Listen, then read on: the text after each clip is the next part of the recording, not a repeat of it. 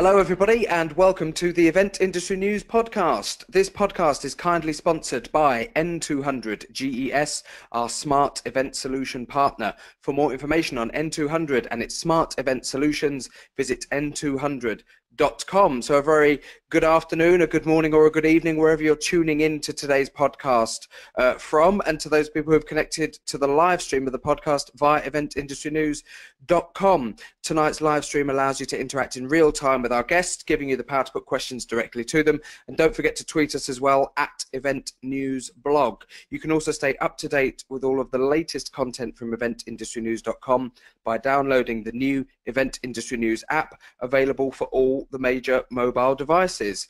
So on tonight's episode, we're going to be looking at what Brexit means potentially for UK music festivals. Some of you may have tuned into our podcast special that we did last week as a reaction to the general election, and inevitably that led on to discussions about Brexit as well, because it's all very much interconnected at the moment. I'm delighted to say that joining the podcast for the first time, we welcome David Jinks. David is the head of consumer research at Parcel Hero. Parcel Hero is a price comparison site that essentially acts as an online broker of logistics and delivery services. David, a very good evening to you and thank you for joining us. And to you, pleasure. So as I said, we've looked at Brexit several times on the podcast in recent months, and last week we had a discussion following on from the general election. So today, Tuesday the 20th of June, for anybody who's listening back to the podcast via iTunes or on eventindustrynews.com after this live stream has gone out, when we look at the UK music festival industry and put it into context of Brexit, let's first of all look at where the industry is at the moment. What is its current state and where do we stand with things? What's your particular involvement in that industry? Well, our particular involvement is because we're a logistics and delivery company. We will do things like small things like delivering flyers into particular festivals and that kind of thing. But also we work with other companies that deal with shipping in, the much larger stuff, sound equipment, amps, the big screens, that kind of thing. So we work quite closely with all of those. And in addition, some of the staff here are in bands, aspiring bands, if you like. So we've all got a bit of a vested interest in the whole sort of a music scene, and in wanting it to succeed in Brexit, but being slightly alarmed by it. So that's why we're involved. That's why we've done that report. And what's the current state of the UK festival industry? Well, superficially, it looks all right. There are about 1,000 festivals a year in the UK. They're not all music festivals. They might be book festivals, things like that. But they add up to a £2.3 billion industry, which sounds pretty healthy. And 14 million of us plan to attend a festival of some kind this summer. That might not just be music festivals again. It might be book festivals or that kind of thing. But top festival prices are now about £200 a ticket for some of the top music festivals. So it looks like it's quite a big industry and quite a healthy industry. But in fact, a lot of festival finances are actually balanced on a bit of a knife edge, because Glastonbury, say the big daddy of all music festivals, has got a £37 million turnover, which sounds great. But and the last year we got figures for, it made profits of just £86,000, less than 50p a ticket. It's got some arcane accounting procedures, and it gives some to charity as well. But even so, that's not a massive return. And other festivals are even more finely balanced, really.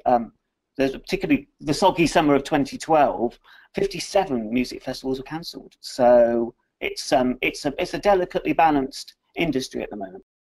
It's always been very, very delicately balanced. I mean, I think that's something that is maybe not obvious to everybody, but certainly people within the industry know just how difficult it is to turn a profit at music festivals if you want to do them well, and if you want the quality of infrastructure that you talked about, things like the quality sound, the quality lighting, the screens now that go hand in hand with putting on large music festivals. But as you rightly point out, a festival doesn't just have to be a music festival.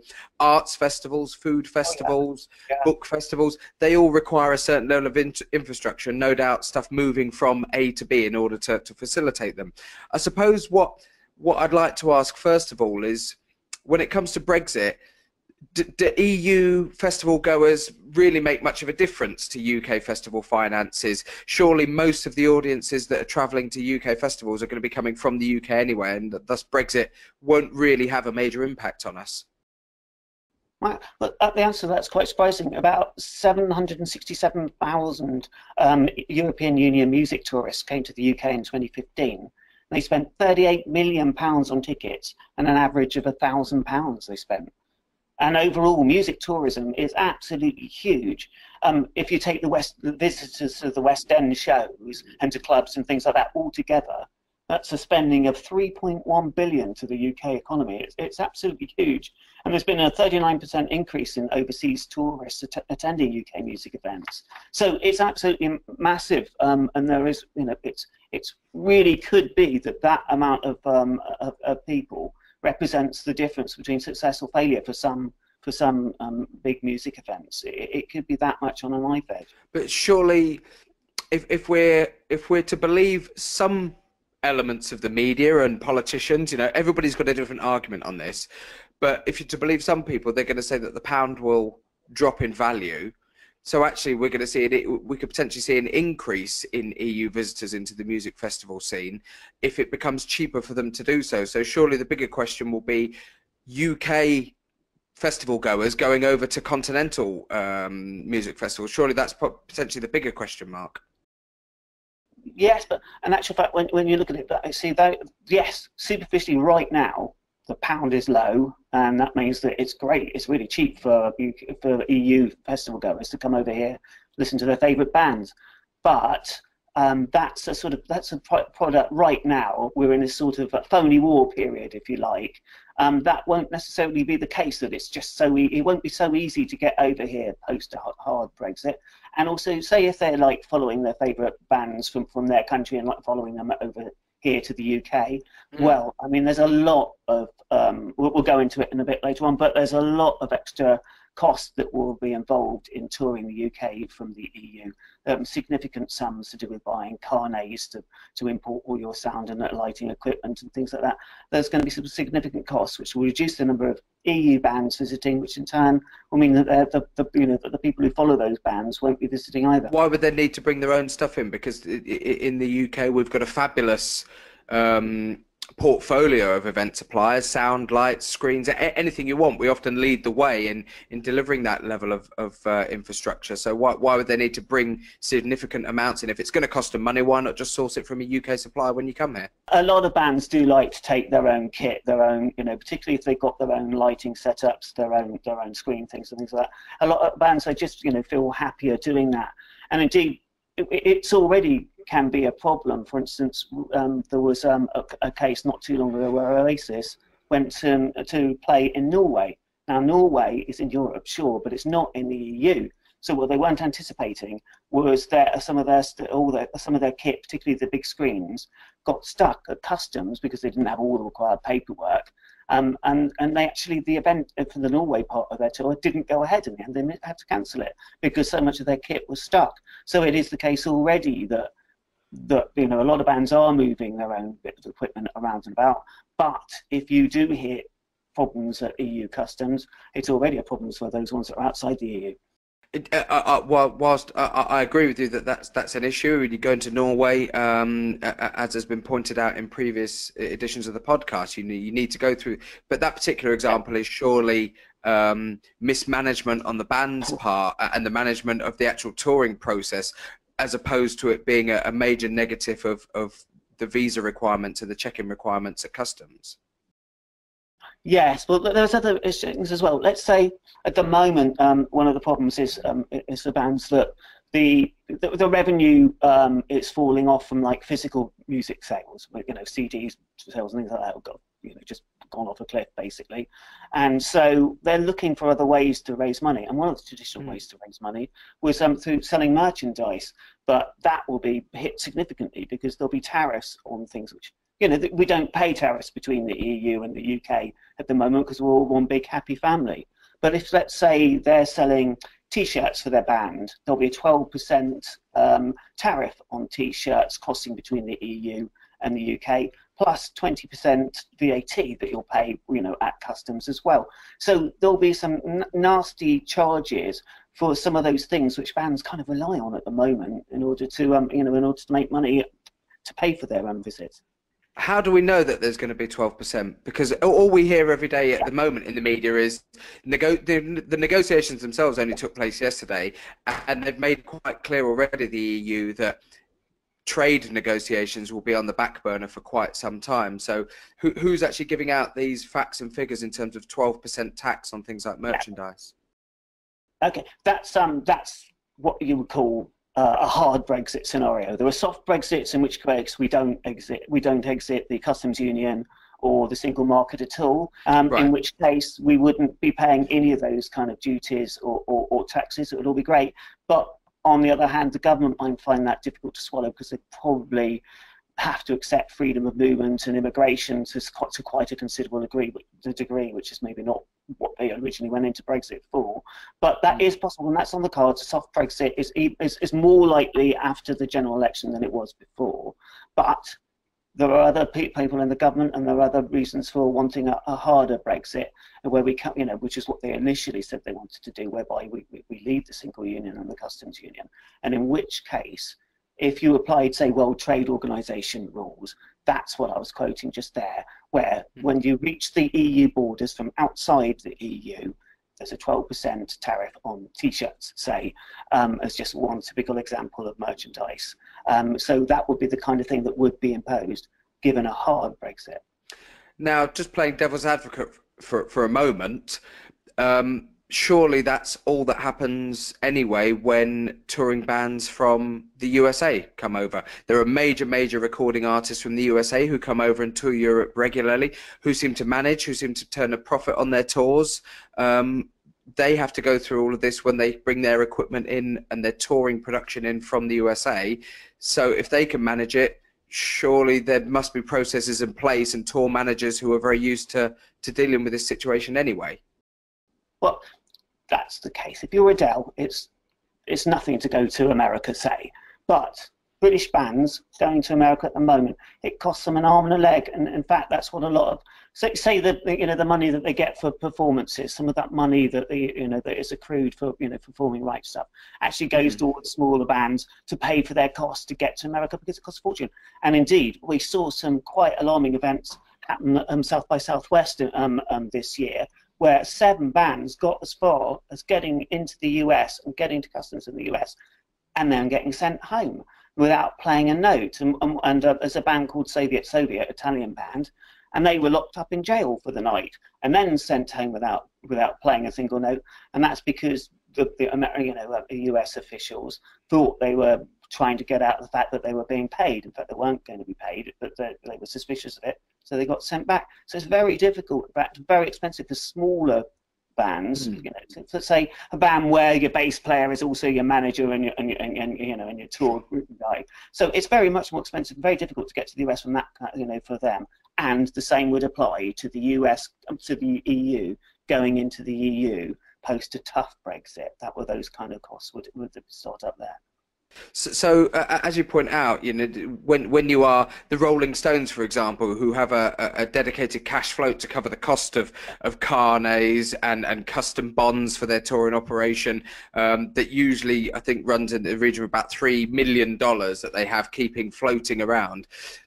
As you point out, when you're at the smaller end of the touring scale, 5 of you in a Mercedes van ploughing up the roads of Europe, things are going to become a little bit different. So from a practical sense, what does a hard Brexit mean in terms of physical cash? Have we looked at the figures, and has anybody looked at the figures of what it costs at the moment to move stuff from, let's say they want to go and play at a festival in Italy, what would the cost comparison be now compared to a hard Brexit scenario in 3 years' time? Yeah, well, at the moment, there's no charge for them to ship over all their equipment, so that their lighting, their guitars, the things that they need. There's no charge at all for doing that, but they would need to get a carnet to do that after a tough Brexit, and that would cost them. Most small bands think that that's going to cost them about £1,000 to £2,000, because what they have to do is there's a small initial fee but then you have to cover at least 40% of the overall cost of the items being shipped over. In a way, a carnet is like a passport for your kit, passport for your equipment, and that's what it is. But you've got to cover at least 40% of your costs. £1,000 to £2,000. Well, that's more than, say, some of us guys here wanting to be in our little bands, can actually afford to do to go to Europe. So it's going to mean that UK bands are going to have trouble going to the EU, and same way, similar sized bands in the EU are going to have the same amount of costs and trouble coming over here. Now, again, I'm purely playing devil's advocate on this, but these smaller bands and the ones that we think may be hit harder in the touring industry, if they are just touring in a van with essentially their own backline equipment, so drums, some guitar amps, a bass amp, some keyboards, that stuff that could be rented in the company that they are visiting. So quite simply, they take half the amount of equipment. They take some guitars, they take some pedal boards, and they just rent the big stuff when they get there and save them the cost. Is that something that you foresee could start happening? Yeah, sure. That is something that could start happening, but they'll face some other problems. Well, let's say they're lucky enough to actually be being paid for the gig. Then you get into a whole new area of issues post the Brexit, because they won't be EU citizens, so there'll be problems with taxation on the payments. There'll be problems with visas and things like that. So if they're lucky enough to get paid, they're going to face some problems for that kind of thing. And also, if they're not lucky enough to get paid, well, they've got to show. They've got to be able to prove to suspicious customs people that they haven't got paid for that. So it's just the increased bureaucracy, really.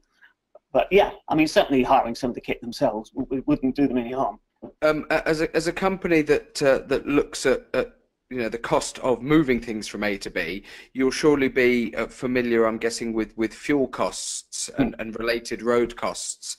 A lot of Europe has toll roads and things like that, and fuel costs will inevitably fluctuate with differentiations in currencies. Have you looked at that particular impact in terms of the actual practical costs of putting fuel in, and the taxes and the tolls that are applicable on travelling on some of the roads, and how they could change? Yeah, I don't think that Brexit per se would make that much difference to that kind of thing. Once you're over there, you've still got to pay the tolls over there. You've still got to pay the the fuel at whatever price and duty it is that you're paying over there. So I don't think that's going to have too much of an impact on them. That I don't think we can't blame Brexit on everything, and I don't think that those kind of charges are going to go up too much for them. So touch wood, there's some aspects of touring that Brexit won't touch. Some of the major festival brands now have twin festivals, or several events that fall under the same branding and the same banner, that will essentially pop up in different parts of Europe. How do we see those? Even though those scenarios, I guess, have parallels with the big artists that we were talking about, in terms of they have a slightly better cost base and a capital base to start with, but do we see them being impacted at all as events if they are twinned with an event that's in the UK? Yeah, it's not just big events that are twinned. A lot of smaller events are also twinned, and indeed it saves them money to team up, because they might share back office functions, they might share sort of marketing approaches, that kind of thing, even ticketing deals. All of that kind of thing, it is really going to be, certainly thrown up in the air by Brexit, because there are, there will be sort of differences in terms of, taxes on payments, in terms of all that kind of thing. So yeah, I'm afraid it is going to have a big impact on those kind of shared things, which is a shame, because that's partly what the whole of the sort of music festival industry is good at, and is sort of really expanding into. So it's a shame, but yeah, it's definitely going to hit that kind of thing.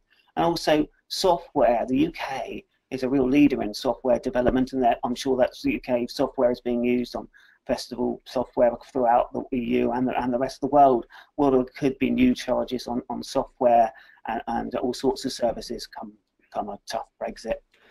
And just looking at a flip side to all of this, and going back a little bit to what I said earlier, that it could become cheaper for EU citizens to actually visit UK festivals, which could have a positive financial impact on UK festivals. the upshot of that as well is that if it's more expensive for Brits to go abroad, full stop, festival or otherwise, it means that they're perhaps looking for holiday options in the UK, a bit like the whole staycation approach that we had in sort of 2008, 2009, 2010, after in the thick of the recession. So is there a likelihood, or is there a possibility, I should say, that in the scenario of a hard Brexit, UK festivals actually boom a bit because there are more UK residents going to them, and by booming they actually offer more opportunities for UK smaller bands to tour around UK festivals, thus negating the issue of having to go to Europe full stop? Yeah, yeah. I mean, I portrayed the hard Brexit as the four horsemen of the apocalypse sort of riding in with fire and brimstone, but it might not necessarily be the case. Yeah, there will certainly be the case that it will be cheaper for people to come over here, and that we'll be getting more people probably doing staycations. And also, there's another plus point as well, and that is that the music industry per se is a bit of a sort of a disparate sort of a set of people, and it's, you know, some kind of, you know, some part of the industry goes one way, some part goes the other. But you've seen gradually with the threat of Brexit first of all, and then post the Brexit vote, you know, sort of a general sort of coming together of artists, management, and the sort of overall bodies to actually sort of get together to sort of form a bit of a cohesive response, and that's a great thing. There's a good report by UK Music that just came out recently, sort of looking at this whole issue. So yeah, there are some plus points. It's not totally bad news. Even a hard Brexit, you know, could still encourage say tours to places where people haven't necessarily been touring before, and you know, so there could be some plus points, but on the whole it's not great news. I'm going to throw a scenario at you now, and it's referencing something that used to happen in yesteryear, and I'm you know, a relatively keen music fan, particularly of a lot of older music. And if you look at the major American labels back in the 50s and the 60s, whether that be Stax Records or Motown or any of those, they would do package tours. And the same thing happened in the 60s in England with the people like Decca Records, and you know, you'd have the Beatles and Jerry and the Pacemakers, etc., etc. They'd all be on these package tours where they would basically all bundle onto a coach together, and every night you'd have 6 or 7 or 8 bands playing on stage, and then they go off somewhere else. And that was done to promote their singles, but also because it kept the costs down massively. Going back to the scenario of the smaller bands looking to tour Europe and the costs going up, is there a scenario where actually it could be financially beneficial for them to go in one vehicle with one set of equipment and look to actually partner up with other artists and bands and make it a group effort that collectively helps to reduce some of the costs of going cross-border? Yeah. There might be, again, as you say, for some of the smaller bands. I mean, I can't say the Gallagher's teaming up in buses with people, but I think that could be the case. Let's say where people have maybe got you know, it's a small group, but maybe they've got a recording contract, which is, you know, is a great part of the battle.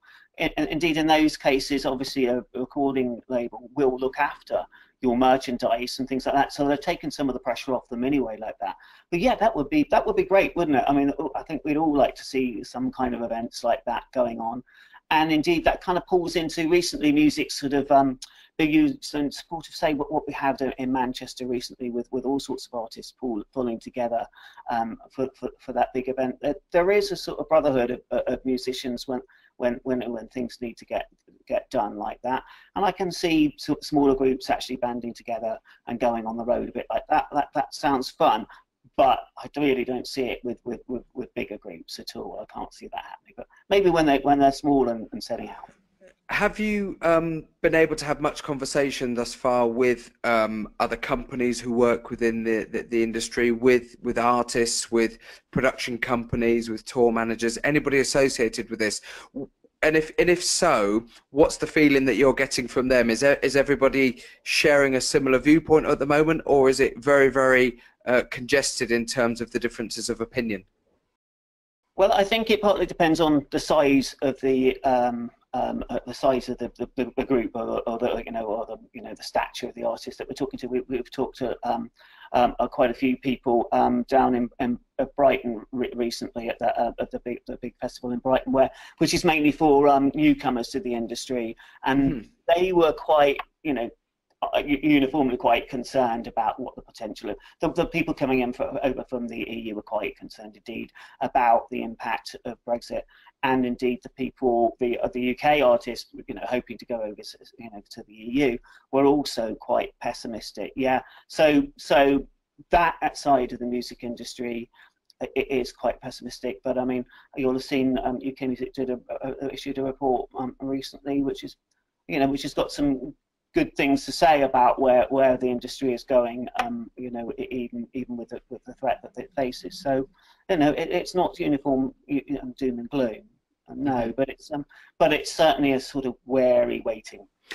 I'm going to go back briefly, and from a figures point of view, you mentioned that Glastonbury, despite millions and millions of pound budget that comes in because of the ticket sales, makes actually what is relatively tiny profit margin. Yeah. If we park that to one side for a second and we look at the major players in the promotions industry, so the major promoters of events, not just in the UK, but brands who are global promoters of live music, as companies with shareholders and boards, executive boards to answer to, they're not going to want to see profits go down, and they're not going to want to see suddenly the market drying up.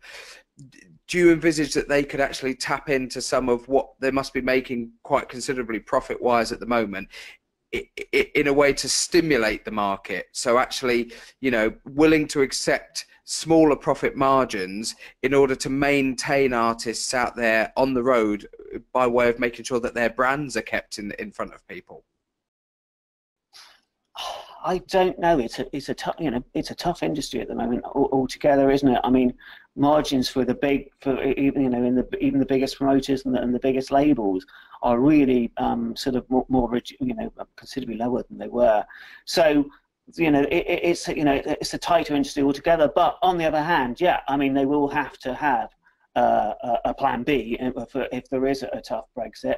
Whereby they will sort of need to look at ways of encouraging and supporting young artists more than maybe they do currently. I think that would be quite good if they did have a war chest put aside for that kind of event. At the moment, I've not sort of heard of too much of that, but certainly they're going to hopefully have the foresight to be able to nurture new talent, even in the face of cuts through Brexit, and hopefully that could be the case. Yeah. Well, we have at the moment this common travel area between Ireland and the United Kingdom, which was it's been in operation since the 1920s, if my information is correct. Is there a scenario, do you think there's a likelihood or a possibility that we could do a similar deal that would allow a bit more flexibility in terms of the movement of people and equipment cross-border? And then there's a follow-on to that. I'll let you answer that first of all, whether or not you think this sort of idea of common travel in the way that we have between the UK and Ireland could work. Oh, that's a multi-million dollar or at least a euro question, isn't it? It's not really for me to comment on that. It's one of the issues that will be top of the negotiation thing for the politicians. I don't know how they're going to resolve that one. It really will depend. They won't need to worry about it if we remain in the single market and the customs union. They probably won't need to worry about it. It will probably be able to try, be pretty smooth as it is now. If there is a tough Brexit, if we actually maybe fall off the end of the whole negotiations and haven't come up to it with anything at all, then yeah, we could well see, we could well see barriers going up again between Northern Ireland and Ireland, which would be a shame. But I would imagine everyone in many industries, not just the music industry, but many industries, will be working hard to try and make sure that doesn't happen. But theoretically, it's certainly possible. Let's go back again a couple of steps and clarify something that was raised on a previous issue of the podcast, and we've spoken about some of the possible negative scenarios where bands pay high fees, equipment has got to be checked. There's this this passport on equipment moving from one place to another. However, am I right in saying that if a band moves out of the UK, this is post-Brexit, so post-Brexit, a band gets on a ferry at Dover and arrives at Calais, and all their equipment has to be checked, and carnets and so on and so forth. Once they're in the EU zone, they're not going to have to go through that process. If they then cross into Spain and then Portugal and then back to France and then into Germany and then down into Italy, they're not going to have to go through this process at every border, are they? No, no, absolutely not. You're quite right. Because once they're in inside the European Union, it's still one big happy family, except for us. So that will continue as is. So their carnet will last them a year, and they will be able to travel anywhere within the EU without having to go through all the paperwork. And it's just the getting into the EU, wherever they go to France or wherever the first port of call is, that's where the hold-ups, that's where the payments are going to be. Once they've got clear from that, yeah, they will experience things pretty much like they are already. So given that that's the case, and given that some people may have maybe misinterpreted or misunderstood that, oh crikey, really every border we go past we're going to have to get stopped and empty the van out and all the rest of it, is it actually a bit of a mountain out of a molehill, or from a financial point of view, is there a really major financial hit that's going to have to be shouldered? Well, we think there is a major financial hit. We think if you take the visitors coming over from the EU, we think that's £767 million that they spend at UK music festivals, which is, when we've seen how slim the profit margins are on those, that is a considerable amount. It is a mountain out of a molehill. We think it is quite a threat. But yeah, I agree completely that things are much rosier once they're over in the EU. Once they've got through all the hurdles, then they can do a big European tour without extra hurdles. That's fine. But it's just getting there in the first place, or European, EU citizens coming over to England for festivals or to play. Another major point to consider, and that we should bear in mind, I think, is the impact that British tourism has within continental Europe. And without being too stereotypical about things, you take Spain, for example, and the major holiday destinations on the coast, the coastal resorts of southern Spain and the various costas. If suddenly it was to be made really difficult and lots of hurdles for people to jump through in order to go on holiday there, and that tourism was to dry up even by 20%, it would have massive impacts on the income of those particular countries. Spain relies massively on British tourism to fund jobs, to fund companies, to fund businesses, because of the sheer volume of cash that we pump into it. So surely the EU are going to soften their approach a little bit during negotiations to borders, because in the back of their minds they're going to be having countries saying we cannot afford to not have their tourism.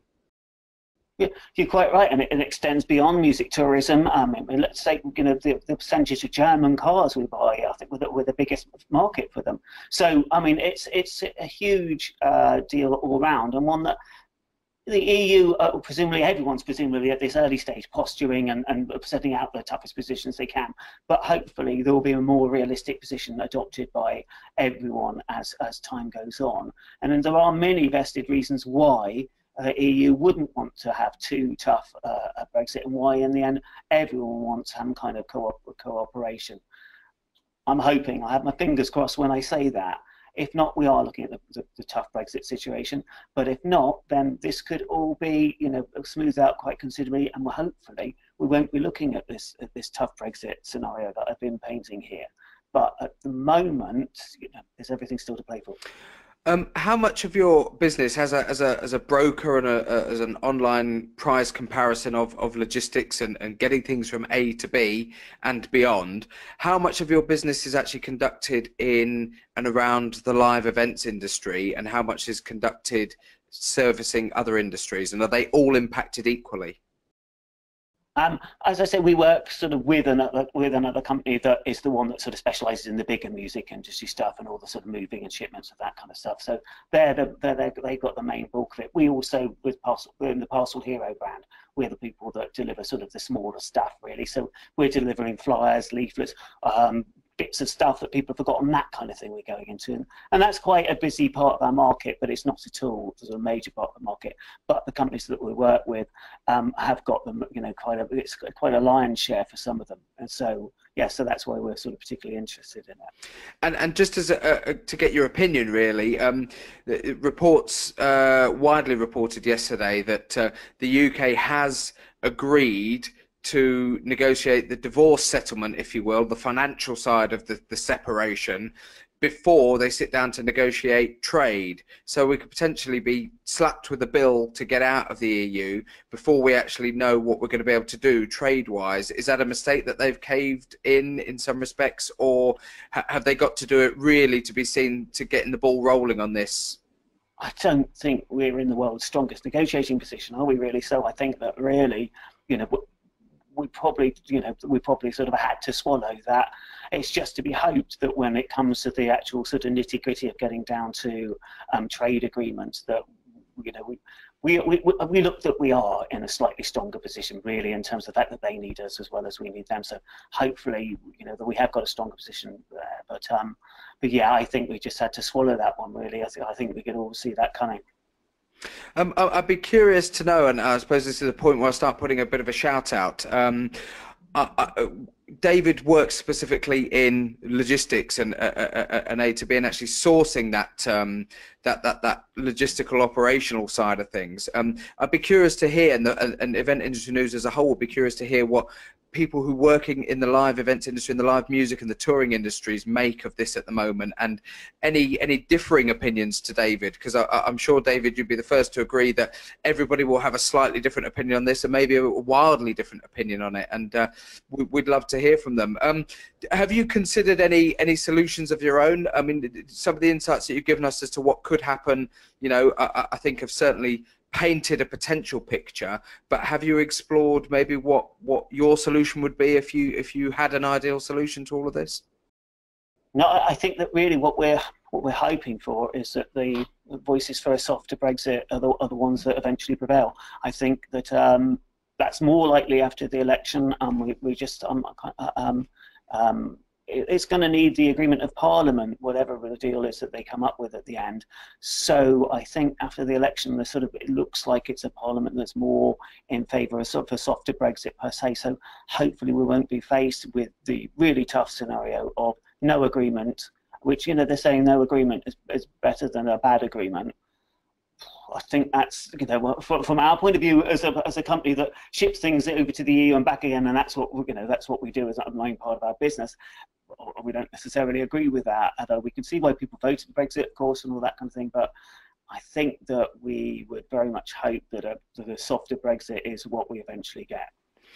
One final thing before we do wrap up, and again, just looking for a bit of clarity on things. If you source the logistics to move somebody's equipment from point A to point B, and in doing so, between those 2 points, have to cross an EU border, who has to foot the initial cost of crossing that border? So if the artist and the management are not actually physically in the vehicle, if it's literally just a delivery company moving that equipment for them, does somebody actually have to physically cough up some cash at the border? Who covers that initial cost, and how is it recovered? And will your prices have to reflect the cost of doing that and covering those costs potentially? Yeah, good question. Basically, if you've got goods that you're shipped with, that haven't got anyone in attendance with them, then it is the receiver, whoever the designated receiver is, who would pay the duties and tariffs and taxes on those goods. You can pay in advance. So if you were going to ship something from the UK to the EU, and there are customs seizures in place, you could pay for an extra fee up front to cover all those yourself. Because some say a lot of companies do like to do that, because then it cuts out the uncertainty for their buyers who don't like to do all that kind of thing, and they'd rather pay up front. So a lot of companies do that. But on the whole, it's the receiver that pays the tariffs, the duties, all that kind of thing. So yeah, so it's the receiver basically. But would your customers' costs go up to the tune of these tariff costs? Is it inevitable that everybody's costs would have to go up to essentially foot some of this bill? Yeah, certainly, because the carrier companies themselves are likely to present to introduce a customs clearance charge. It's what they do in places like Switzerland, which is an extra £15, and that's just to cover the cost for them, because they don't hate getting delayed at customs borders, and they know it's going to cost more for them, and they know it's going to be delays and extra paperwork. So they build in an extra £15 on whatever the shipment is as well. So you've got that problem, and then you've got, someone's got to pay for the extra duties and for all the problems around VAT, because VAT is possibly, with a really tough Brexit, VAT will be payable on the goods actually at customs before they're cleared. So there's all sorts of issues like around that. So yeah, I mean, if there's a tough Brexit, I'm afraid everyone pays. We pay as Parcel Hero, our customers will pay, musicians will pay. I'm afraid everyone's going to be paying a bit more, and indeed, people who are buying UK products in the EU will pay as well, because they're the people actually picking up the duties and taxes. We've been talking today about Brexit and the potential impact that it could have on both the UK music festival industry, but I suppose more expansively on the possibilities of UK bands and artists touring within EU areas post-Brexit and the impact that could have. And our guest today has been David Jinks. David is the Head of Consumer Research at Parcel Hero. Parcel Hero is a price comparison online broker of logistics. Some great insight into that particular world of operations and some thoughts on what could happen in various different scenarios. David, our thanks for joining the podcast this afternoon. Really enjoyed it. Hope you will invite me again sometime. Absolutely, love to get you back on, and this subject is inevitably going to roll and roll. And as I mentioned a few minutes ago on the podcast, if anybody listening in has a completely wildly different opinion to David's, or anything related to what they think Brexit could impact on in terms of the UK music industry, in terms of the UK live events industry, we'd love to hear from you. There is an awful lot of speculation in the media about it in general, but I think we've only just scratched the surface of what could happen and how it could affect our own live events industry, and we'd love to get your opinions on it. The Event Industry News podcast is kindly sponsored by N200 GES. N200 is our smart event solution partner. For more information on N200 and its smart event solutions, please visit n200.com, and don't forget to stay up to date with all the latest content from Event Industry News by downloading the new Event Industry News app, available on all the major mobile devices. And as I said, this has been a live stream of the podcast that's gone out on Tuesday the 20th of June, but if you're listening back to this via iTunes or watching it via eventindustrynews.com, you can regularly tune into live streams of the podcast on a Tuesday evening and submit your questions via the live stream window, or indeed via Twitter using @eventnewsblog. But our thanks once again to David Jinks from Parcel Hero for joining us. David, a very good evening to you. And you. And we'll sign off on today's episode. This has been the Event Industry News podcast. My name is James Dickson, and we'll see you very soon. Thanks a lot. Bye-bye.